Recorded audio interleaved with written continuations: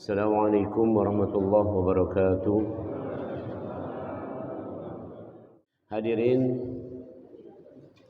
suatu saat Nabi Ibrahim berdoa memohon kepada Allah supaya diutus seorang rasul yang misinya ada tiga. Disebutkan di Al-Quran di surat Al-Baqarah ayat 129. Nabi Ibrahim berdoa, Rabbana wab'ats fihim rasulan minhum yatlu 'alaihim ayatih wa yu'allimuhumul kitaba wal hikmah wa yuzakkihim innaka antal azizul hakim. Wahai Allah, utuslah untuk mereka seorang rasul dari kalangan mereka yang akan membacakan ayat-ayat-Mu, yang akan mengajarkan ilmu dan hikmah, dan akan membersihkan jiwa mereka. Itu doa Nabi Ibrahim. Perhatikan kalimatnya. Yang pertama diminta oleh Nabi Ibrahim, rasul yang membacakan ayat Allah. Rasul yang membacakan ayat-ayat Allah. Yang kedua, rasul yang mengajarkan ilmu dan hikmah. Yang ketiga, rasul yang membersihkan jiwa manusia. Jadi membersihkan jiwa bagian terakhir. Ini doa Nabi Ibrahim. Dikabulkan oleh Allah dengan redaksi urutan yang berbeda. Ini patokan berarti. Dikabulkan dengan redaksi yang berbeda. Urutannya adalah disebutkan di Al-Quran, jawaban dari doa ini di surat Ali Imran ayat 164 dan di surat Jumu'ah ayat yang kedua. Laqad mannallahu 'alal mu'minin id ba'atsa fihim rasulan minhum. Sungguh Allah telah memberikan nikmat yang sangat besar kepada orang-orang beriman ketika diutus seorang rasul kepada mereka dari kalangan mereka sendiri. Nah, ini jawaban dari Allah. Kemudian rasul itu apa? Dijawab oleh Allah. Yatlu 'alaihim ayatih, membacakan ayat-ayat Allah. Wa yuzakkihim, membersihkan jiwa mereka. Wa yu'allimuhumul kitaba wal hikmah, kemudian mengajarkan ilmu, dan terakhir adalah hikmah. Wa in kanu min qablu lafi dhalalim mubin, dan sebelum itu mereka dalam keadaan sesat. Jadi ini simpulan dari misi manusia. Misi dalam bahasa Palembang sederhananya adalah gawe. Jadi mulai sekarang kalau kita ditanya, "Mama cek ado gawe," berarti ado misi. Nih, jadi ulangi nih. Misi manusia ada di ayat ini tadi. Misi manusia ada 4. Inilah gawe kita. Jadi gawe kita ini bukan 14 Februari. Gawe kita bukan sekedar kepanitiaan. Gawe kita bukan sekedar dapat duit. Gawe kita bukan sekedar ini itu. Bukan itu. Tapi gawe kita ada 4 ini. Tapi diurutkan. Jangan sampai tak urut. Nah, pagi ini aku nak ngajak kita kunjuk contoh yang nyatanya. Yang pertama, membaca ayat-ayat Allah. Itu urutannya. Yang kedua, membersihkan jiwa. Dalam bahasa lain adalah membangun akhlak sesuai ayat Allah. Saya ulangi. Membangun akhlak sesuai ayat Allah. Oke, itu yang kedua. Yang ketiga, barulah berilmu. Maka ada ungkapan adab dulu baru ilmu, etika dulu baru ilmu. Karena urutannya tadi membaca ayat-ayat Allah, membangun akhlak, etika, moral dan sebagainya, adab, baru kemudian berilmu. Dan terakhir setelah berilmu itulah baru kita akan sampai kepada hikmah. Kepada hikmah. Ada kitab namanya Hikam. Itu isinya hikmah galau. Tapi hikmah ini sudah yang keempat. Sekarang kalau pakai bahasa yang agak mudah, tidak mungkin orang dapat hikmah kecuali punya ilmu. Tidak mungkin orang dapat ilmu kecuali punya akhlak. Tidak mungkin orang punya akhlak kecuali membaca ayat-ayat Allah. Itu urutannya. Itulah gawe manusia. Jadi jangan repot lagi. Nak pensiunan, nak masih aktif. Kalau ditanya gawe kita apa? 4 iko itu. 4 iko ini. Jangan sampai lalai. Tadi saya bacakan ayatnya. Kalau kita lalai, alhaakumut takatsur, cuman sekedar mengumpulkan atribut dunia. Alhaakumut takatsur itu adalah atribut dunia. Atribut tahu tak? Atribut itu pangkat. Itu suatu saat akan dicopot, dilepas. Namanya atribut. Atribut. Yang ada gambar wing-wing di sini segala macam, baju yang bagus, nak baju partai, baju apa dilepas galau kaki. Dilepas galau. Bahkan kita masih bersyukur, beruntung waktu meninggal masih boleh bawa kain kafan. Andaikan syaratnya tidak boleh bawa kain kafan, berarti cak lahir waktu itu. Kan kira-kira itu. Ya, masih boleh, tapi kain kafan cuma sekedar untuk membungkus sampai di kuburan baik. Setelah di kuburan kita tidak tahu, kain kafannya juga akan kemudian hancur. Maka Rasul bersabda, pada waktu orang dikuburkan maka akan ikut 3 hal. Satu yang ikut adalah atribut dunia. Ini nomor 1, atribut dunia. Apa yang atribut dunia ikut? Mungkin mobilnya, mungkin segala macam fasilitasnya melok gitu. Kemudian yang kedua yang ikut adalah keluarganya. Diantarlah oleh anak bininya dan sebagainya, kerabatnya. Yang ketiga yang ikut adalah amalnya. Maka kata Allah, kalla saufa ta'lamun. Sadarlah, ketahuilah bahwa nanti yang 2 iko itu akan balik. Yang siko akan menetap, yaitu amal. Nah, ini adalah contoh orang yang tidak melakukan 4 tadi. Maka kalau pacak kita ini selama masih hidup ini, gawekan 4 iko ini sehingga tidak nyesel pecah mamang atau bibi yang ini tadi. Kalau ini tadi nyesel, kala saufa ta'lamuna tsumma kala saufa ta'lamun, kala law ta'lamuna ilmal yaqin, tahu-tahu la tarawun nal jahim, sudah disuruh masuk neraka. Maka mereka mengatakan, Rabbana absarna wa sami'na farji'na na'mal salihan inna muqinun. Law kunna nasma'u aw na'qilu ma kunna fi ashabis sa'ir. Saya nyesal, kami menyesal. Ngapo dulu tidak belajar di dunia, ngapo tidak tahu apa sebenarnya gawe manusia di dunia ini. Maka hari ini gawe kita sudah jelas. 1, membaca ayat-ayat Allah. 2, membangun akhlak, menyesuaikan akhlak dengan apa tadi ayat-ayat Allah. Yang 3, baru kita punya ilmu. Yang 4, barulah kita dapat hikmah. Ayo. Sekarang saya mulai hari ini contoh salah satunya kita belajar tentang makanan. Makanan dalam bahasa dalam bahasa Inggris disebut food. Oke. Kita belajar tentang makanan. Oke. Makanan adalah ayat Allah. Ulangi. Yang ada di alam semesta ini ada makanan enggak? Ada dalam bentuk beras, ada dalam bentuk ubi, ada dalam bentuk iwa, benar? Ada dalam bentuk buah-buahan, benar? Ada dalam bentuk apa lagi? Ya kamu sebut banyak-banyak lah nih. Godo-godo, pempek, segala macam ada kalau nih. Itu semua adalah makanan. Itu ayat Allah. Tolong camkan, itu ayat Allah. Kemudian dipertegas lagi, ada ayat Allah berkaitan dengan makanan. Di surat yang kelima dinjuk namo hidangan.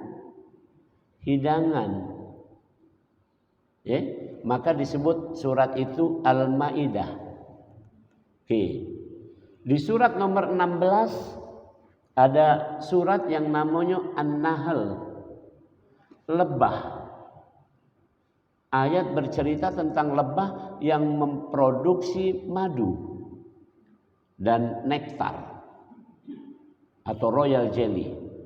Itu juga adalah sesuatu zat ya yang berfungsi sebagai nutrisi atau makanan. Ya, jadi tidak sembarangan ngomong makanan ini. Di alam ini makanan ini banyak. Oke. Makanan ini banyak, itu ayat Allah. Dipertegas oleh Allah ada yang namanya makanan itu mesti dihidangkan. Al-Maidah. Ada sebagian fungsi-fungsi tertentu. Di surat nomor 13 disebutkan tentang proses tanam menanam. Tadi juga aku sebutkan. Tanam menanam itu diawali dengan hujan. Setelah hujan baru bisa menumbuhkan tumbuh-tumbuhan. Katik hujan ndak pacak nak nanam. Bahasa mudahnya katik banyu ndak pacak nak numbuhkan tanaman. Nak tanaman apa wae butuh banyu. Nak hidroponik, nak tanaman biasa, nak apapun baik membutuhkan air. Nah ini semua adalah ayat Allah. Kita baca tak kira-kira mak itu? Oke. Nah, kalau kita sudah baca ayat Allah ini tadi, baik yang di Al-Quran maupun yang di alam semesta ini, sesuaikanlah akhlak kita dengan itu. Apa? Contoh Allah menyebutkan, kulu washrabu wala tusrifu. Makan minumlah kamu sekendak kamu, tapi jangan berlebihan. Sesuaikan. Jangan berlebihan. Andaikan kita ini pacak meriksa gula darah terus, mungkin kita ini sehat terus. Cuman namanya manusia. Ya, manusia itu keinginannya, hawa nafsunya lebih besar dari kemampuannya. Ini sudah ceto itu. Ini cerita. Sebelum makan pagi ini, gula darah kita rata-rata 90 dan 100 sekarang ini. Rata-rata mah itu. Kemudian setelah sarapan, gula darah kita naik antara 120 sampai 140. Nih. Kalau habis makan siang, gula darah kita bisa naik sampai 160, bahkan sampai 180. Itu batasnya. Jadi yang dimaksud berlebih-lebihan, kulu washrabu wala tusrifu tadi, berlebihan kalau cek gula darah berarti di pucuk 180. Ini kita tidak peduli. Memang kita tidak pernah meriksa itu, tapi Allah sudah mengukur. Maka di dalam diri manusia ada ayat Allah berkaitan dengan makanan. Salah satunya adalah hormon glukagon. Hormon glukagon adalah hormon di dalam lambung perut yang kalau kita lapar itu perut akan berbunyi-bunyi dan kemudian timbul namanya appetite bahasa Inggrisnya. Appetite itu keinginan untuk makan. Begitu kita sudah makan, maka kemudian ya, hormon ini akan ngasih kabar ke otak. Sudah cek, maka otak ini akan ngomong cukup, kifayah. Maka makan berhenti. Itu ceritanya. Nah, untuk bisa mencukupkan itu ada strateginya. Hormon glukagon paling sensitif dengan yang manis, gula.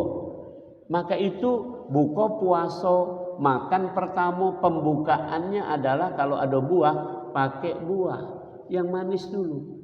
Supaya hawa nafsu tentang makan ini terkendali. Jadi di depan kita buah, burgo, barang ini, terus apa-apa yang macam-macam itu, maka kamu makan buah dulu. Itu yang tepat. Ini Rasul mengajarkan begitu. Karena ayat Allah dibaca, sesuaikan akhlaknya. Begitu sudah makan yang buah itu dulu, hormon glukagon tadi sudah ada. Sudah ada sinyal yang kuat namanya gula ini manis ini, maka otak sudah akan ngomong cukup pecahnya cek. Ini belum makan burgo tadi, baru makan buah. Maka tinggal timpo dikit burgo. Tidak usah banyak-banyak. Kapan waktu itu aku pengajian disuguh burgo, dibungkus sudah seplastik itu. Banyak nian. Jadi aku cuma ngembek separuh. Ngapa Prof ngembek separuh? Yang penting buah dulu. Kaget kalau kamu makan buah ini, aku yakin kamu cuma habis separuh. Mungkin separuh juga udah habis. Itu namanya menyesuaikan akhlak. Yang kedua, di Al-Quran dikatakan, ya ayuhan nas kulu mimma fil ardi halalan thayyiba. Wahai manusia, makanlah yang halal dan yang baik. Halal dan yang baik. Sesuaikan akhlak kita. Jadi kita mesti makan hanya yang halal dan yang baik. Halal artinya halal memperolehnya, halal zatnya. Baik artinya baik masaknya, baik menyajikannya, mengemasnya. Nah, itu yang harus kita makan. Akhlak kita sesuaikan dengan itu. Kemudian di surat An-Nur, di surat An-Nur, kamu boleh makan di rumahmu, kamu boleh makan juga di rumah paman bibikmu, kamu boleh makan juga di rumah orang yang mengundangmu. Itu juga adalah akhlak. Jadi makan tidak sembarangan. Makan di tempat-tempat yang Allah izinkan. Di surat Al-Ahzab lebih keren lagi disebut. Di surat Al-Ahzab, kalau kamu diundang makan oleh Rasul, maka setelah makan jangan ngobrol di rumahnya. Kaget Nabi malu nak nyuruh kamu balik. Jadi setelah makan adalah SMA. Setelah makan assalamualaikum, baliklah. Ke rumah itu adab makan. Jadi akhlak kita ini sesuaikan dengan ayat-ayat Allah. Kerenian kalau itu. Dan makan harus tepat. Contoh ini, aku komentari baik. Ini zaman pemilu. Kamu dengar enggak? Pernah dengar ada ibu-ibu yang namanya stunting? Pernah dengar? Bukan secanting ya, stunting. Ini saya terangkan. Stunting adalah gangguan tumbuh kembang pada anak. Tolong camkan. Gangguan tumbuh kembang pada anak. Anak tumbuh kembang pesat itu pada usia lahir sampai kira-kira 13-14 tahun. Jadi cakupan stunting sampai usia itu kira-kira. Ada yang ngomong dalam pemilu ini, salah satu grup itu ngomongnya stunting itu termasuk lansia. Woi, dak itulah ngawur, dak baca ayat Allah. Itu satu. Yang kedua, stunting tadi gangguan tumbuh kembang pada anak, terutama disebabkan oleh zat makanan yang namanya protein.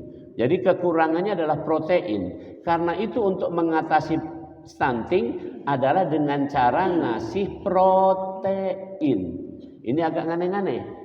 Mengatasi stunting dengan cara keluarga berencana. Apa hubungannya? Ini senianan saya sampaikan. Ini namanya nggak membaca ayat Allah. Ini senianan. Sedih aku. Saya tahu ini. Bahkan mengatasi stunting pakai keluarga berencana, kesannya menuju kepada kekafiran. Ini belak-belakan saya sampaikan. Karena di Al-Quran di surat 17 dikatakan, wala taqtulu auladakum khasyata imlak nahnu narzuquhum wa iyyakum. Jangan kamu takut akan miskin sampai kamu membunuh anak-anakmu, sampai kamu tidak galak punya anak. Kami menjamin rezeki anak-anakmu dan rezeki kamu. Jadi maksudnya kalau menangani stunting dengan keluarga berencana, maksudnya kalau punya anak dua kaget stunting, maka anak si kok baik ada akan stunting. Tidak mak itu cek, harus yakin.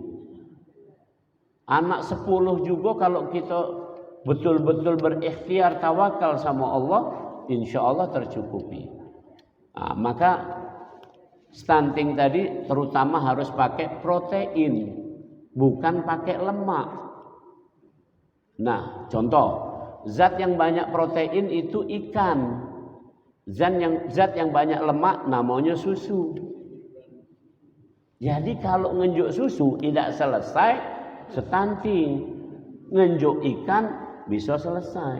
Itu namanya baca ayat Allah. Nah, kamu ini tidak mak itu, laju-lajulah pokoknya ini. Woi, cek. Ingat, gawe manusia itu membaca ayat Allah, kemudian menyesuaikan akhlak dengan ayat Allah. Ini sudah mulai kok sebutkan ini. Subhanallah. Ayat Allah yang lainnya. wa minhum suyukha.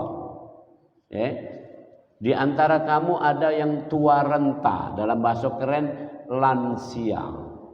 Itu diterjemahkan di Al-Quran, lansia itu disebut dengan do'fa wa syaiba, yaitu sudah lemah dan rambutnya memutih. Rambut itu dalam bahasa kedokteran integumen, bagian yang setara dengan gigi. Jadi biasanya kalau rambutlah memutih, gigi lah mulai copot. Perhatikan kalimatnya. Sesuaikan akhlaknya. Akhlaknya apa? Jadi kalau gigi lah mulai copot, jangan lagi nak makan yang keras-keras. Toko jembatan dimakan, nggak bisa lagi. Ini sinianan saya sampaikan. Dan kita sesuaikan lagi dengan sabda Rasulullah. Rasul bersabda, umur 60 adalah usia tobat. Tobat. Jadi sudah berhenti. Tidak lagi gawe-gawe yang aneh-aneh. Umur 70 dicintai malaikat. Dalam hadisnya. Namanya dicintai malaikat, kutanya, malaikat senang sama wong yang sholat atau yang berjoget? Nah, itu banyak pertanyaannya. Ini ayat Allah ini. Umur 80 dihitung yang baik-baiknya saja. Maka umur 80-an ini kita tinggal sudahlah yang baik-baik-baiklah, enggak usah yang aneh-aneh. Enggak usah nak masang spanduk lagi kan? Umur 90 menjadi tawanan Allah, Allah malu kalau tidak memasukkannya ke surga. Itu ayat Allah, berkaitan sama makan juga mah itu kira-kira. Akhlak kita sesuaikan dengan ayat Allah tentang makan, minum. Oke. Baru kemudian yang ketiga. Kita berangkat yang ketiga. Jadi ulangi, ayat Allah tentang makanan banyak. Di alam ini banyak kan makan makanan. Yang kedua, di Al-Quran ada sebutan tentang makanan. Luar biasa. Ini luar biasa. Bahkan nanti takjub. Baru takjubnya yang ketiga. Apa? Ilmu. Sekarang ilmu tentang makanan. Banyak tak? Satu, ilmu tentang gizi. Benar? Ada ahli gizi? Gizi itu ada 6. Gizi itu ada 6. Satu, air. Air itu masuk bab gizi. Kapan-kapan kita belajar tentang air. Yang kedua, karbohidrat atau gula. Kamu tahu, ini ilmunya luar biasa. Nabi Yunus waktu habis dimuntahkan dari mana? Dari perut ikan, itu Allah memuntahkan Nabi Yunus ini ke pinggir pantai, yang di pantai itu ada duren atau labu. Kutanya, duren atau labu? Sama-sama karbohidrat, ini jangan salah ini. Tapi ada labu. Labu itu lembut. Duren memang lembut juga, cuman ya kerasnya ini. Maka bagaikan Nabi Yunus ini diimpus oleh Allah dengan impus nutrisi. Maka orang itu kalau lemas itu masuk ke rumah sakit, impusnya namanya dextrose. Impus gula, cek. Kalau wong mencret bukan gula, impusnya namanya ringer laktat, mineral. Itu zat gizi, itu orang belajar gizi mah itu. Jadi ilmu menakjubkan enggak ini? Sudah. Banyu, kedua gula, karbohidrat, ketiga protein. Tadi sudah kita belajar. Protein itu adalah eksekutifnya manusia. Jadi kalau ada protein, kamu bergerak akan aktif. Otot ini adalah protein. Ototnya adalah protein. Yang mencerna makanan ini adalah protein. Jadi tubuh kita dikendalikan secara eksekutif oleh protein. Kalau kurang protein maka kita lesu. Kurang protein tidak tumbuh, ototnya ngeci dan sebagainya. Itu protein, zat protein. Itu ahli gizi belajar. Kemudian yang ketiga lemak, namanya juga lemak. Lemak. Lemak itu fungsinya adalah menahan panas tubuh supaya tidak hilang. Kalau tidak katik lemak, maka tubuh kita suhunya akan drastis naik turun. Bahaya. Saya kasih contoh, kan pernah saya sampaikan. Suhu tubuh manusia ini cuman antara ya 36,7 atau 36,8 sampai 37,5. Itu paling tinggi cuman sekitar itu. Bahkan 37,3. Sampai itulah. Pendek nian, batasnya cuma 1 derajat. Kalau suhu badan manusia jadi 36, dingin. Suhu tubuh manusia jadi 35, beku alias mati. Jadi tidak usah nak jauh-jauh turun itu. Turun 2 derajat, wassalam. Naik sekarang 37 naik jadi 38, meriang. Meriang apa? Merindukan kasih sayang. Meriang, oke. 39 demam. 40 step. 41 putus listriknya. Paham? Itu dijago oleh lemak. Maka butuh lemak. Tapi jangan kelemahan. Maksudnya jangan banyak-banyak. Maka ada ukuran dalam tubuh manusia. Ini kita suruh belajar. Sesuaikan ayat Allah. Maka kita harus check up. Di check up itu kita periksa 2. Lemak itu ada 2 dalam tubuh kita diwakili. 1 kolesterol, kedua trigliserid. Ada seorang kiai itu kontrol sama aku. Aku kontrol terus ini. Dia kolesterol tidak tinggi, tapi trigliserid tinggi nian. Apa bedanya? Kalau kolesterol tinggi biasanya terjadi timbunan pada pembuluh darah. Gangguannya pada jantung. Tapi kalau trigliserid yang tinggi, maka aliran darah jadi lambat. Bahasa kita kental darahnya. Yang menyebabkan orang ini lesu-lesu, pusing-pusing karena dia kekurangan aliran darah. Jadi itu kira-kira. Ini. Maka lemak harus ada ukurannya. Contoh, kolesterol itu sama trigliserid, kalau pacak jangan lebih dari 200. Kira-kira itu. Kita ini batasnya luas nian. Sebenarnya bagus-bagusnya kolesterol trigliserid itu 100-an. Tapi oleh Allah diinjuk ngimbit boleh dikit cek. Yang penting jangan lewat 200. Ini yang aku cerita tadi sampailah dia angka 400. Kadang kolesterol sampai angka 300. Ay, kebesaran cek. Maka kurangi lemak. Ya, supaya lemak itu berkurang, maka lakukan mujahadah li nafsi. Ya, rem untuk hidup lemak-lemak tadi ini, berjuanglah gara-gara itu. Ini subuh ini berjuang enggak ini? Berjuang.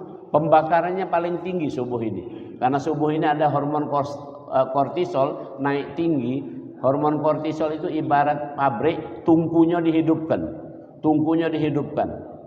Dibakar gitu ini. Jadi orang yang pergi subuh berjalan segala macam ini sehat niat. Itu. Tidak lemak-lemakan gitu ini, saro gitu ini. Pejuang subuh, maka ada tulisannya pejuang subuh. Memang butuh berjuang subuh ini kan. Ya, hadirullah. Oke. Jadi ilmu itu baru ilmu gizi. Kemudian setelah lemak ada yang namanya mineral. Mineral. Contohnya adalah tadi kalium itu yang di depan itu, dogan obat katanya kan. Kamu tanyalah tukang itu. Apa maksudnya dogan obat? Ya pokoknya obat, karena tidak terti. Nah. Kalau terti, dogan itu banyak mengandung kalium. Kalium itu fungsinya adalah untuk buka tutup saklar saraf dalam tubuh. Saklar ini nih. Jadi kalau kaliumnya cukup, maka saklar ini lancar, dipencet. Tek tek tek tek itu lancar. Kaliumnya kurang, payah. Nak dimatikan payah, nak dihidupkan payah. Jadi kalau belajar main ini kurang-kurang nyambung, kurang kalium itu. Sama itu. Ngapo ndak nyetek ini? Itu contoh-contoh baik. Kalau kelebihan juga jelek. Kelebihan kalium lemes. Reaksinya juga tidak akan bagus, reaksi sarafnya. Nah, itu ilmu gizi. Ada lagi vitamin. Kamu sering salah. Dokter, vitamin apa yang bagus untuk aku? Tidak. Kalau kujingo ada wong ini kurang gizi, kurang makan, kurang protein. Nanyo, dokter, protein apa yang bagus? Katik yang bagus untuk kamu. Yang bagus itu makan bela. Itu baik. Ini nak mengandalkan vitamin. Vitamin tidak bisa mengganti karbohidrat. Vitamin tidak bisa mengganti protein. Vitamin tidak bisa mengganti lemak. Vitamin hanya tambahan. Samalah dengan kita ini, mohon maaf. Sama dengan kita. Sekarang aku tanya Pak ini. Ini guyon tapi nyelekit. Lebih penting mana? Tidur sama sholat tahajud? Coba aku tanya. Coba ini disadari. Penting mana tidur sama sholat tahajud? Ini kan kalau jawaban pecah yang wong alim nian tahajud nih. Kalau aku jelas ceto penting tidur. Tidur itu adalah kebutuhan mutlak manusia. Yang tidak tidur cuma Allah. Apa kamu nak nyanyi Allah? Tidur kebutuhan mutlak manusia. Tahajud kebutuhan mutlak enggak? Bahkan tahajud dalilnya wa minal laili fatahajjat bihi nafilatalak. Nafilah. Nafilah itu bahasa Inggrisnya additional. Bahasa Palembangnya tambahan. Jadi pokoknya sudah ada, yaitu sholat wajib. Itu pokoknya. Tambahannya adalah tahajud. Sementara tidur adalah kebutuhan. Jadi lebih bagus ibadah tidur ketimbang tahajud. Tapi jangan salah paham dulu ini. Paham enggak kira-kira? Nah maka itu tadi dibanding vitamin lebih bagus gula. Paham enggak itu? Saya mau ngomongkan itu. Karena karbohidrat adalah sumber energi yang menyebabkan kita ini bertenaga. Vitamin kurang-kurang dikit enggak apa-apa. Kurang vitamin A, kulit agak busik. Cukup vitamin A, glowing. Nah itu baik kan? Sudah itu baik. Cuman itu baik, tapi busik-busik dikit tidak apa-apa. Yang penting bergerak. Kan gitu itu. Ini galak salah. Kaget lebaran juga banyak yang salah. Begitu hari raya Idul Fitri, masjid, lapangan penuh pakai baju bagus-bagus. Subuhnya sepi. Subuh wajib. Sholat Id sunnah. Nak didongkrak mana tetap sunnah. Tidak sholat juga tidak apa-apa. Di sini ada ribut-ribut tuh, Prof. Kita sholat Idnya kapan? Kami besok. Itu yang lain lusa segala macam. Daripada ribut-ribut tak usah sholat aja. Nah itu baik, selesai. Kami yang penting subuh. Nah ini contoh. Ini urutan gizi tadi. Ada ilmu gizi. Yang kedua. Ilmu tentang makanan apa? Ilmu tentang tanam menanam, namanya pertanian, benar? Pertanian banyak ada ilmunya. Ada ilmu tanah, benar. Ada ilmu tanaman, benar. Ada ilmu tentang apa lagi? Pupuk, irigasi segala macam. Ada ilmu macam-macam, sosial ekonomi pertanian. Pendek kata, itu ilmu tentang makanan banyak. Ada lagi. Ilmu makanan yaitu tentang distribusi. Setelah makanan diproses segala macam nak distribusikan. Ilmu distribusi ini harus tahu ilmunya. Ilmu distribusi ada dua. Satu namanya grosir, distribusi yang besar-besaran. Yang kedua ada namanya retail, yang sekilo 2 kilo. Ini belanjonya kira-kira itu. Ilmu distribusi ini harus sesuaikan dulu dengan akhlak tadi. Ngerti tidak ini? Ini orang tidak berakhlak. Bulog. Itu tugas utamanya mendistribusikan bahan pangan kepada rakyat. Bahan pangannya dibeli oleh negara. Negara punya duit dari rakyat. Kalau mah itu beras Bulog punya rakyat. Tahu-tahu kepala Bulog ditanya, "Cek, ngapo beras Bulog ada cap gambar mamang-mamang itu?" Dijawabnya, "Kami tidak tahu." Oh ya langkah keraan pejabat setinggi pejabat Bulog. Ini ayat Allah. Tolong camkan, ini baru tentang makanan. Nangis gitu, ini nangis nih. Sayyidina Umar ibn Khattab suatu saat melihat ada orang tidak makan. Kemudian Sayyidina Umar pergi ke tempat gudang dolok. Di mana gudang dolok sini? Di Sukatani sana, Kentennya ada. Atau di dekat PTC itu, seberangnya itu ada gudang dolok. Maka pergilah ke situ. Kata kepala dolok, Sayyidina Umar, tidak usahlah. Biar kami yang ngangkut ini. Boleh, asal kau nanggung dosa aku. Ane, udah galak. Kalau mak itu udah sambantah, taruh itu gendum di pucuk punggung aku, biar aku yang ngangkutnya. Nak aku antarkan sama yang kelaparan. Begitu diantarkan di sana, itu gendumnya udah katik capnya tidak. Tidak pula nak ngomong ini dari Umar. Tidak, ini punya perbendaharaan negeri. Ini masalahnya. Jadi harus ada ilmu politik pangan, kira-kira itu. Itu ilmu itu. Jadi udah urutan ini. Jadi rumit ilmu ini. Baru sikok contoh makanan. Ada ilmu apa lagi tentang pangan? Banyak yang lain-lain. Kebijakan pangan, cek. Tadi stunting, nangis tak? Jumlah stunting, anak stunting di Indonesia ada 12 juta.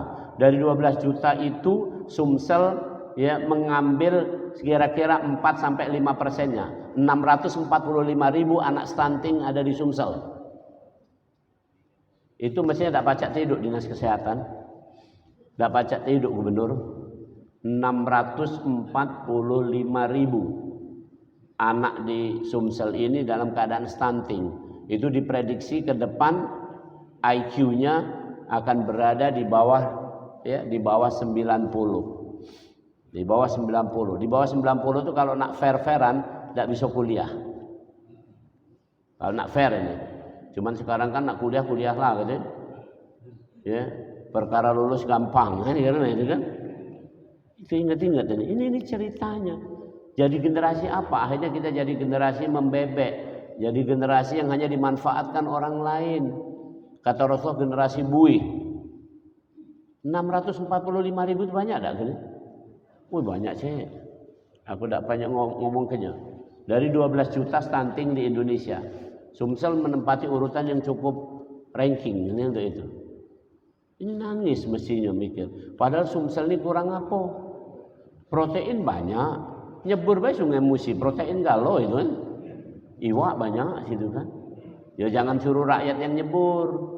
Suruhlah pemerintah itu jaring, jalo, apa itu kan. Urusan dia. Ini senianan. Tidak usah yang pusing-pusing dulu lah.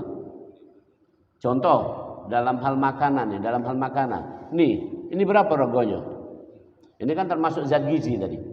Ini berapa regonya? Anggaplah 500, anggaplah. Dan kita ini butuh 10 ini sehari. 10 ini sehari. Anggaplah kita cuman beli sikok 500. Penduduk Lembang ini ada 2 juta. 2 juta kali 500 ribu. Ini itu sudah sama dengan berapa itu? Ada miliar ya ini. Ya pokoknya miliar lah kira-kira. Atau 2 juta, 1 miliar ya?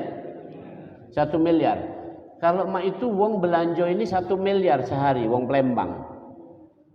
Minum waya-waya, minum banyu ini 1 miliar. Setahun 365 miliar. Itu kalau tidak katik lebaran, katik apa-apa. Lebaran lebih banyak lagi minumnya. Oke. 365 miliar untuk bangun pabrik banyu bisa tak? Pemda suruh bangun pabrik banyu. Habis itu setelah bangun pabrik banyu yang pacak diminum, bagikan ke rakyat dengan gratis. Tahun depan tak perlu lagi beli. Paham tak kira-kira? Jadi jangan cuma disuruh rakyat memboikot banyu-banyu yang diproduksi oleh perusahaan-perusahaan yang terafiliasi Yahudi. Bukan itu saja. Apalagi kalau kita baca ayat Allah. Banyu tak boleh dimiliki oleh manusia. Harus menjadi milik umum. Maksudnya manusia tertentu tidak boleh milik. Di masa Rasulullah di Madinah ada sumur yang dimiliki Yahudi. Maka Rasul beli sumur itu. Ada sahabat Rasul bilang beli sumur itu. Kamu ada duitnya? Ada. Beli dulu sumur itu. Setelah dibeli sumur itu, maka kemudian Rasul ambil kebijakan semua orang boleh ngambil banyu di sumur itu dengan cara bawa wadah sesuai kebutuhannya. Ditakar, selesai. Tidak lagi dijual. Tadi kalau sama Yahudi, sumur itu dikomersilkan. Jadi sekarang ini yang menandatangani bupati, wali kota, gubernur atau siapapun menandatangani konsesi untuk mengambil banyu, nanggung dosanya. Ini kalau nak kita tahu belajar ilmunya. Dan terakhir kita tadi apa? Urutannya tadi membaca ayat Allah. Kedua menyesuaikan akhlak dengan ayat Allah. Ketiga punya ilmu. Yang terakhir adalah dapat hikmah. Saya kasih contoh. Hikmah yang paling besar dari makanan apa? Ini kalau bahas soal Quran di surat nomor 4 ayat 75. Surat 4 ayat 75. Surat An-Nisa ayat 75. Bunyinya surat 5 ayat 75. Kana yakulani ta'am. Kana yakulani ta'am. Orang-orang Nasrani menyebutkan bahwa Isa adalah Tuhan. Isa adalah Tuhan. Maka dibantah oleh Allah. Kalau Isa adalah Tuhan, ngapo Isa pergi ke warung pindang umak? Ingat ini. Ada pindang umak pada sini. Aku bukan promosi, ini contoh ya. Karena yakulani to'am. Isa dan ibunya makan-makan. Ngapo kamu sebut Tuhan? Ulangi. Kalau makan pecak kito di rumah makan pindang juga Tuhan atau bukan?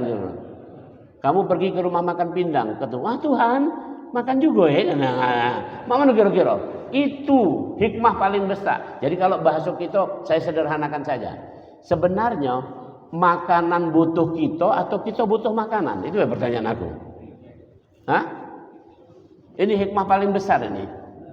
Makanan butuh kita atau kita butuh makanan? Kita punya makanan di kulkas, tidak kita makan-makan. Ribut tak makanan itu? Ya. Tapi sebaliknya, kita tidak makan seharian. Lapar tak? Sekarang ku tanya, wong-wong rakyat yang miskin-miskin itu butuh makan tak? Presiden butuh makan tak? Panglima TNI butuh makan tak? Yang gagah-gagah itu ini butuh makan tak ini? Coba kalau tidak makan 3 hari masih pacak tak bawa senjata mah ini? Ini menunjukkan bahwa kita butuh makan. Itu akhirnya hikmahnya apa? Tauhid. Itu maka Allah membacakan ayatnya di Al-Quran. Apa bunyinya? Wa ma khalaqtul jinna wal insa illa liya'budun. Dak katik lain manusia ini diadokan dalam rangka untuk ibadah, bertauhid. Ngapa mak itu? Ma uridu minhum min rizqi wa ma uridu ayyut'imun. Innallaha warrazzaqu dzul quwwatil matin. Itu alasan Allah. Karena kami memberi makan kepada kamu dan kamu butuh makan. Itu pernyataan Allah. Maka sembahlah aku yang ngenjuk makan kamu itu. Keren. Ini dalam hal kita sekarang ini tidak. Banyak, apalagi nak pemilu ini. Pejabat-pejabat itu makanannya sudah banyak lah belum? Kulkas sampai 3 pintu cek. Kalau kita tidak punya kulkas, adanya gerobok. Kalau di gerobok, pacak tak nyimpen makanan lama-lama? Tak pacak. Tak pacak. Tapi kalau kulkas 3 pintu, kurasa seminggu masih pacak. Nah sudah mak itu masih takut untuk menyuarakan kebenaran. Masih sayang dengan jabatannya. Katanya periuk nasi kami kayak teguling. Cek. Saya pernah ceramah di depan pejabat-pejabat tinggi. Yang ngundang langsung bisikkan ke aku. Prof, kaget jangan nyinggung-nyinggung politik. Itu. Justru aku nak politik. Itulah Oh jangan Prof. Oke, akhirnya saya tidak menyinggung itu. Saya benar-benar saya ceramahkan tentang yang mak ini tadi. Pasti kamu tersinggung juga kalau berpikir. Jadi tidak usah khawatir. Kehilangan jabatan, kehilangan ini, kehilangan itu. Tidak usah khawatir. Karena kita ini menyembah Allah. Yang ngenjuk makan adalah Allah. Kita butuh makan. Nak siapa baik butuh makan. Kalau tidak makan, itu dalam ilmu kedokteran. Tidak makan 14 hari akan mati. Kalau tidak percaya cobalah. Ini 14 hari ini hitung ini. Pasti ada yang nanya, mak mana itu Ashabul Kahfi 309 tahun? Kamu jangan nanya aku yang mak itu. Itu extraordinary mukjizat dari Allah. Tapi manusia secara umum tidak pacak bertahan hidup Contoh, kenapa alasannya? Gula darah tadi berapa sebelum makan ini? 90 100. Gula darah kalau sudah di bawah 80 namanya hipoglikemia. Itu menyebabkan otak tidak pacak berfungsi. Otak tidak pacak berfungsi tandanya adalah delirium dalam bahasa kedokteran. Nganar-nganar. Turun dari nganar-nganar namanya sopor. Mulai agak ngorok-ngorok. Ini aneh. Turun dari sopor namanya koma. Turun dari koma namanya titik. Itu kira-kira. Kalau gula darah terus turun, itu sudah ada patokannya oleh Allah. Jadi Allah mudah mengendalikan manusia. Kendalikan baik gula darah. Ketika gula darahnya turun mati kamu. Maka butuh tambahan gula darah. Itulah butuh makanan. Sudah itulah hikmahnya. Jadi hari ini kita sudah belajar. Satu, membaca ayat Allah tentang makanan. Kedua, sesuaikan akhlak kita dengan ayat Allah ini tentang makanan. Yang ketiga, punyalah ilmu tentang makanan. Mulai dari ilmu gizi, ilmu pertanian, ilmu distribusi, sampai ilmu politik tentang makanan. Punyalah, bagus.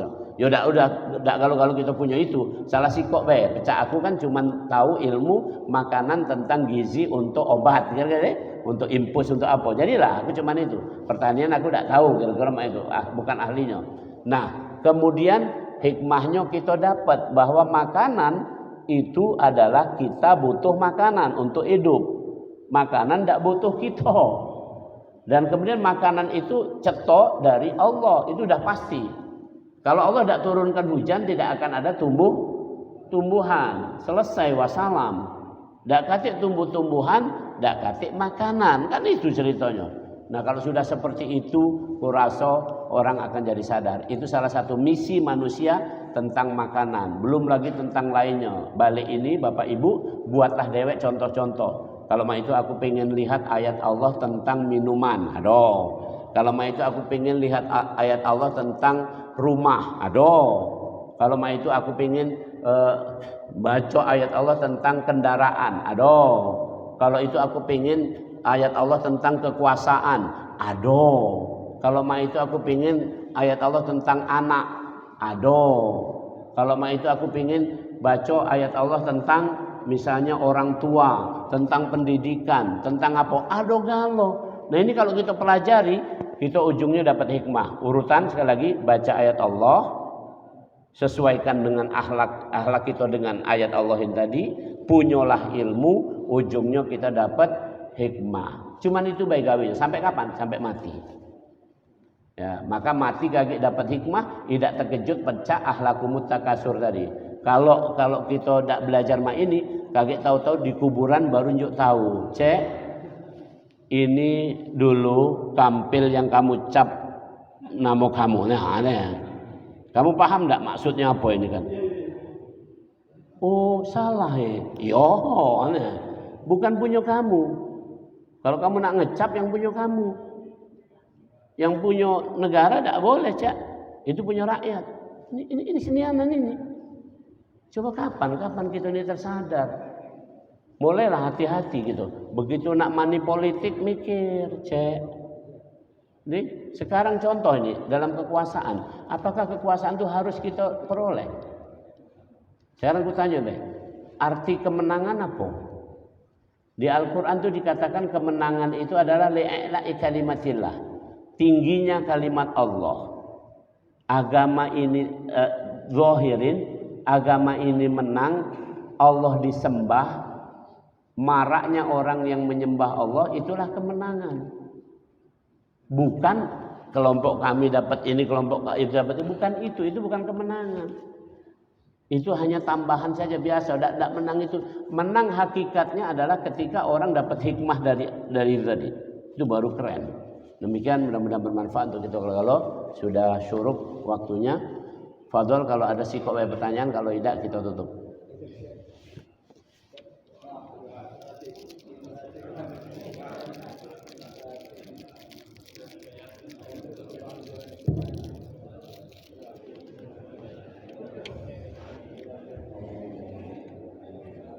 Assalamualaikum warahmatullahi wabarakatuh.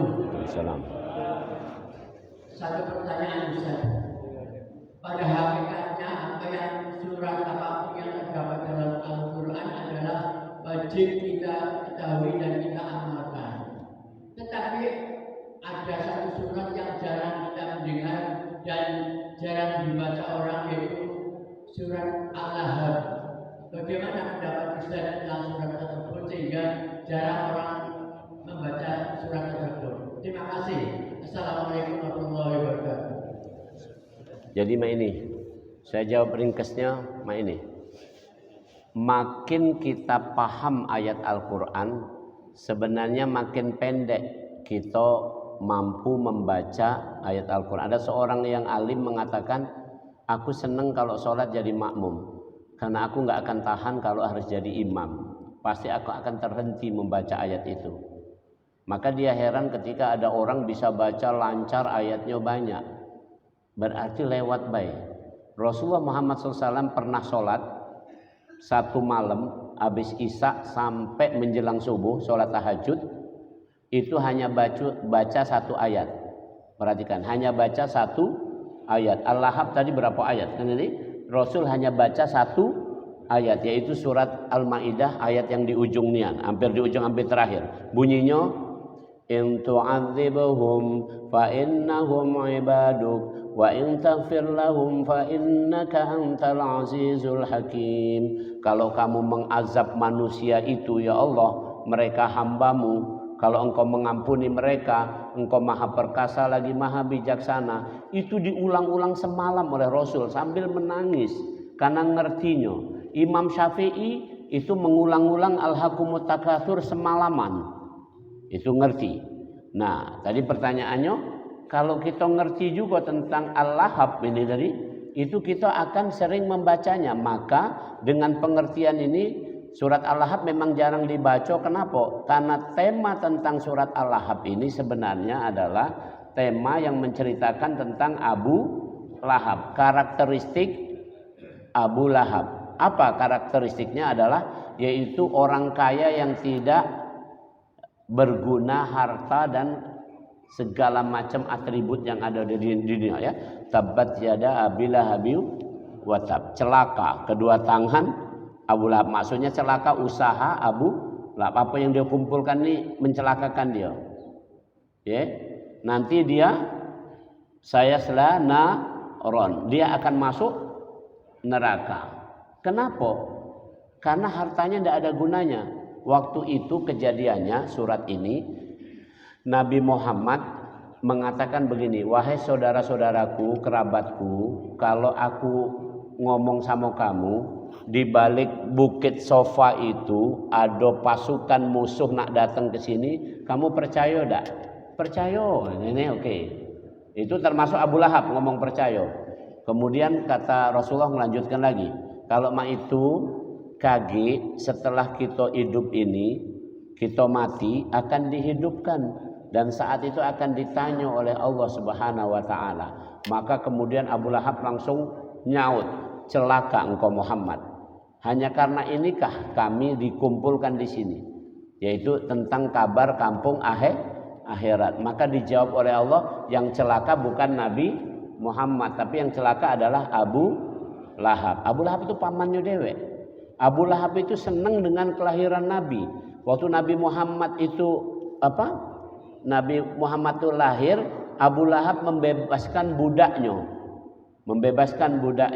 Saking gara-gara ini, pada hari kelahiran Nabi Muhammad, hadisnya sahih, siksa kubur, siksa akhiratnya Abu Lahab diringankan oleh Allah pada hari setiap hari kelahiran Nabi Muhammad.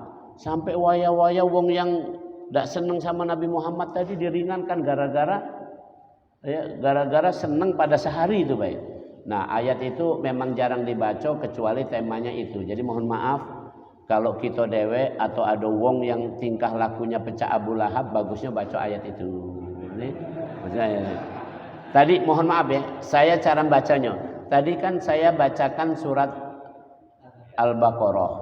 Sengaja aku baca karena temanya nak tentang ini. Tentang bagaimana proses makanan sampai hikmahnya menyembah Allah. Kira-kira itu. Sama, mohon maaf misalnya suatu tempat isinya pecah Abu Lahab galo. Ya. Aku jadi imam, pasti ku baca tabat. Ini sini jingok lah. Tapi kadang-kadang tidak terti juga.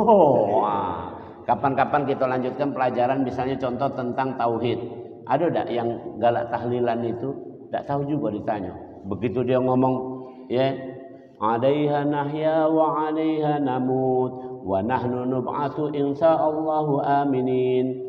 Dengan kalimat la ilaha illallah kami hidup, kami mati, kami dibangkitkan.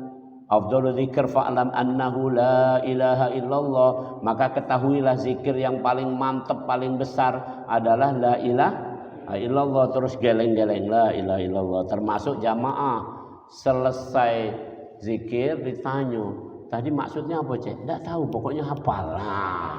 Sama, ini banyak kita membaca ayat itu tidak tahu hafal, maka berat jadi imam. Sebenarnya aku pinginnya jadi makmum, aku nak dengarkan.